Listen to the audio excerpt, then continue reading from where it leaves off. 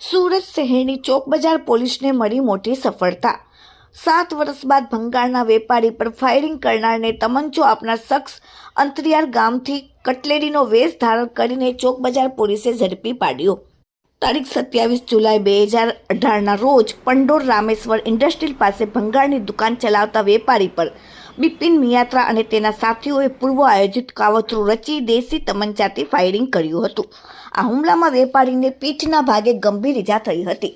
તપાસ દરમિયાન બહાર આવ્યું કે આ ગુનામાં વપરાયેલ હથિયાર રાજકિશોર પંડિતે આપ્યું।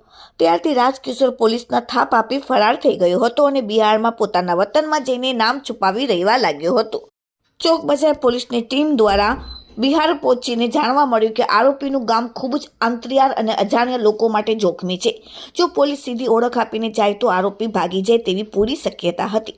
આથી પીએસઆઈ અને તેમની ટીમે ગજબની કોઠાસૂઝ વાપરી સ્થાનિક મરિયાળાનો વેશ ધારણ કર્યો, એટલે કે કટલેરીવાળાનો વેશ ધારણ કરીને લારી જેવી સ્ટેન્ડવાળી બાઇક પર કટલેરી લઈને ગામમાં ફેરવી નીકળ્યા હતા।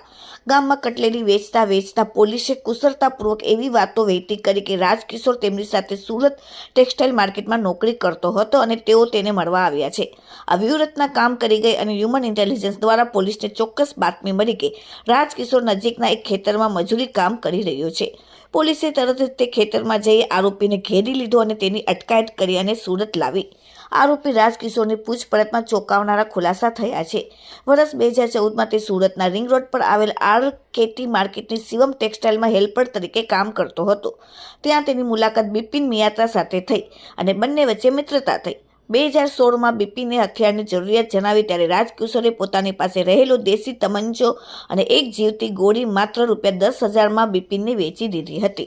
હથિયાર વેચ્યાના એક જ અઠવાડિયા બાદ રાજકિશોર સુરત છોડીને વતન ભાગી ગયો, જેથી તે ક્યારેય પોલીસના ચોપડે ઝડપાઈ નહીં। જોકે 7 વર્ષના લાંબા અંતરાલ બાદ પણ સુરત પોલીસની સચોટ બાતમી અને વેશ પલટાની આધુનિક પદ્ધતિએ રીઢા ગુનેગારને તેના અંજામ સુધી પહોંચાડ્યો છે। આ ચોક બજાર પોલીસે આરોપીની ધરપકડ કરીને કાયદેસરની કાર્યવાહી કરી। Bureau report, daily India TV.